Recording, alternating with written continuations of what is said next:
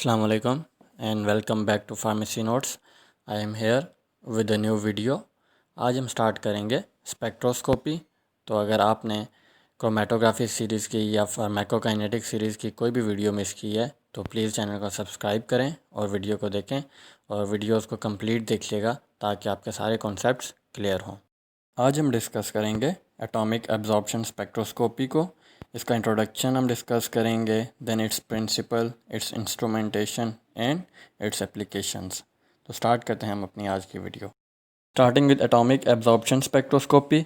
Atomic absorption spectroscopy हमारे पास most commonly use technique है for detection of metals and metalloids. कि हमारे पास कोई भी सैंपल है, हमने अगर उसमें डिटेक्ट करना है कि इसमें हमारे पास मेटल्स और मेटलॉइड्स प्रेजेंट हैं या कौन कौन से प्रेजेंट हैं, तो हम डिटेक्ट कर सकते हैं यूजिंग एटॉमिक एब्जॉर्प्शन स्पेक्ट्रोस्कोपी। हमारे पास मोस्ट कॉमनली टेक्निक है, ये यूज़ होती है और बहुत ही सिंपल है यूज़ करने में। और it can analyse over 62 elements हैं, ऐसे 62 एलिमेंट्स को ये एनालाइज कर सकती है, बल्कि उससे भी अबव।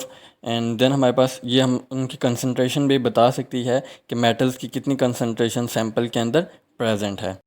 डिस्कस करें प्रिंसिपल, तो ये बेस्ड है कि एटम्स, हमारे जो फ्री एटम्स हम जनरेट होते हैं इन एन एटोमाइज़र, वो एब्जॉर्ब करते हैं रेडिएशंस को एट स्पेसिफिक फ्रीक्वेंसी, कि वो डिफरेंट रेडिएशंस को एब्जॉर्ब करेंगे एंड वो फिर अपनी ग्राउंड स्टेट में जो रेडिएशंस को एब्जॉर्ब करते हैं, जैसे ही वो रेडिएशन एब्जॉर्ब करेंगे, रेडिएशन हमारे पास यूजुअली यूवी या विजिबल लाइट की फॉर्म में होती है, और वो ट्रांजिट हो जाते हैं टू हायर इलेक्ट्रॉनिक स्टेट। वो ट्रांजिशन मेक करते हैं transition to higher energy level, वो एक हायर एनर्जी लेवल में चले जाते हैं। और ये होता है जब वो एब्जॉर्ब करते हैं हमारे पास किसी भी रेडिएशन को। अब उन्होंने कितनी एब्जॉर्प्शन की, कितनी रेडिएशन एब्जॉर्ब्ड हुई, ये हमारे पास डिपेंड करता है ऑन द कंसंट्रेशन ऑफ एनालेट, कि हमारे पास एनालेट की कितनी कंसंट्रेशन थी। जितनी ज़्यादा कंसंट्रेशन होगी एब्जॉर्प्शन हमारे पास उतनी ही ज़्यादा होगी, और अगर कंसंट्रेशन कम है तो एब्जॉर्प्शन भी हमारे पास कम होगी। तो सिंपली ये है कि हमारे पास जो फ्री एटम्स जनरेट होते हैं इन एटोमाइज़र, वो रेडिएशन को एब्जॉर्ब करते हैं और अपनी हायर एनर्जी स्टेट में जाते हैं। वो ग्राउंड स्टेट से एब्जॉर्ब करते हैं रेडिएशंस को और मूव करते हैं टू हायर एनर्जी स्टेट्स। अब एब्जॉर्प्शन कितनी हुई ये डिपेंड करता है upon the concentration of analyte. जितनी ज़्यादा कंसंट्रेशन होगी एब्जॉर्प्शन भी उतनी ज़्यादा होगी। Then we have the instrumentation. Instrumentation में हमारे पास जो एक होलो कैथोड लैंप है वो हमारे पास यहाँ पे यूज़ हो रहा है। देन प्रोसेस हमारे पास स्टार्ट कैसे होता है कि जो टेस्ट सोल्यूशन है जिसके हमने जो है वो जिससे हमने डिटेक्शन करनी है वो इंटर होता है इनटू न्यूबलाइज़र। न्यूबलाइज़र एक कांस्टेंट रेट पे सक करता है टेस्ट सोल्यूशन को, और वो हमारे पास उसको जो है ड्रॉपलेट्स में कन्वर्ट कर देता है और उनके साथ ऑक्सीडेंट और फ्यूल गैस मिक्स करता है। देन हमारे पास जो वो सैंपल्स हैं वो इंट्रोड्यूस होते हैं इनटू एटोमाइज़र। एटोमाइज़र हमारे पास दो टाइप्स के होते हैं, एक फ्लेम एटोमाइज़र होता है और दूसरा ग्रेफाइट फर्नेस एटोमाइज़र होते हैं। अब फ्लेम एटोमाइज़र में क्या होता है कि वो अपनी एटॉमिक स्टेट में आते हैं, जो एटम्स होते हैं या एलिमेंट्स होते हैं जिनके हमने डिटेक्शन करनी है वो अपनी एटॉमिक स्टेट में आते हैं। इससे वो सबसे पहले हमारे पास जो मॉलिक्यूल्स हैं उनको ब्रेक करते हैं हम, वो अपनी एटॉमिक स्टेट में आते हैं। देन वो इंट्रोड्यूस्ड होते हैं इनटू फ्लेम। जब वो फ्लेम में इंट्रोड्यूस होंगे तो डिफरेंट जो हमारे पास मेटल्स हैं वो डिफरेंट कंसंट्रेशन ऑफ लाइट को एब्जॉर्ब करते हैं या डिफरेंट रेडिएशंस को एब्जॉर्ब करते हैं। वो एब्जॉर्ब करेंगे और मूव करेंगे to a higher energy state. अब उन्होंने किस एलिमेंट ने कितनी रेडिएशन एब्जॉर्ब की वो हमारे पास डिटेक्ट करता है मोनोक्रोमेटर। मोनोक्रोमेटर जिस हमारे कंपोनेंट ने जितनी रेडिएशन को एब्जॉर्ब की होगी सिर्फ उस रेडिएशन को वो वहाँ से पास करेगा और वो देन जाएगी डिटेक्टर में। और मोनोक्रोमेटर वो हम उसको प्रोग्राम ऐसे करते हैं कि वो सिर्फ एक स्पेसिफिक वेवलेंथ ऑफ लाइट को वहाँ से पास करने देता है। जब वो वहाँ से पास होता है then it enters into the detector. Detector हमारे पास most common use photo multiplier tubes होती हैं।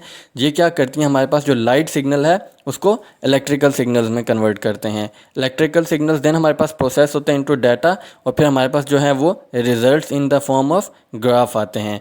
एंड वहाँ से हम फिर एनालाइज करते हैं कि हमारे पास ये कौन सा मेटल प्रेजेंट था इसके अंदर। विल डिस्कस इसमें हमारे पास जो डिफरेंट यूज़ हो रहे हैं एलिमेंट्स, इसमें हमारे पास लाइट सोर्स है। लाइट सोर्स हमारे पास एक होलो कैथोड लैंप की है, एंड इसमें हमारे पास एक टंगस्टन एनोड होता है और एक होलो सिलेंड्रिकल कैथोड होता है। और कैथोड हमारे पास उसी एलिमेंट का बना होता है जिसकी हमने डिटेक्शन करनी होती है। और ये हमारे पास एनोड और कैथोड जो हैं वो एक ग्लास ट्यूब में सील्ड होते हैं, और ग्लास ट्यूब फिल्ड होती है with inert gas such as neon और आर्गन। ये हमारे पास दो गैसेस हैं जिनसे ये फिल्ड होती है ट्यूब। देन हमारे पास है न्यूबलाइज़र। न्यूबलाइज़र क्या करता है, सक करता है liquids sample in at a control rate, और हमारे पास उनके फाइन एरोसोल स्प्रे बनाता है, और देन वो इंट्रोड्यूस करता है इनटू फ्लेम। अब ये हमारे पास जो एरोसोल्स के साथ एरोसोल्स में मिक्स करता है फ्यूल एंड ऑक्सीडेंट्स। देन एटोमाइज़र्स। अब एलिमेंट्स जिनके हमने डिटेक्शन करनी है वो ज़रूरी है कि हमारे पास एटॉमिक स्टेट में हों। अब उनको एटॉमिक स्टेट में कन्वर्ट करने के लिए हमारे पास एटोमाइज़र्स यूज़ होते हैं। एटोमाइज़र हमारे पास जो हैं वो दो टाइप्स के होते हैं, एक फ्लेम एटोमाइज़र यूज़ होता है और दूसरा ग्रेफाइट ट्यूब एटोमाइज़र होता है। फ्लेम एटोमाइज़र जो है ये हमारे पास इस फ्लेम की फॉर्म में होता है, और फ्लेम बनाने के लिए हम क्या करते हैं, हमें मिक्स करनी होती है oxidant gas and fuel gas. अब मोस्ट केसेस में एयर एसिटाइलिन फ्लेम और nitrous oxide acetylene flames use होते हैं।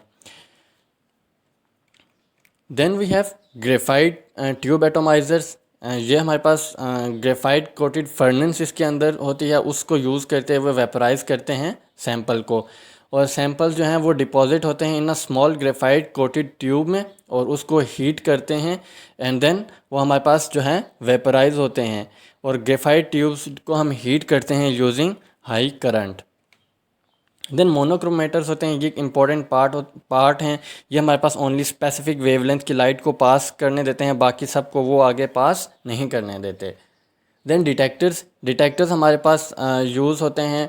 इसमें हमारे पास कॉमनली जो यूज़ होता है फोटो मल्टीप्लायर ट्यूब होता है। उसका काम यही होता है कि वो हमारे पास जो इलेक्ट्रिकल सिग्नल्स हैं वो हमारे पास लाइट सिग्नल्स को इलेक्ट्रिकल सिग्नल्स में कन्वर्ट करता है, और जो फर्दर हमारे पास जाके देन ग्राफ की फॉर्म में कन्वर्ट होते हैं और हमें हमारे रिजल्ट्स मिलते हैं। देन वी हैव एप्लीकेशन में हमारे पास ये determination of small amount of metals like lead, mercury, calcium, magnesium के लिए यूज़ होता है इन द सैंपल।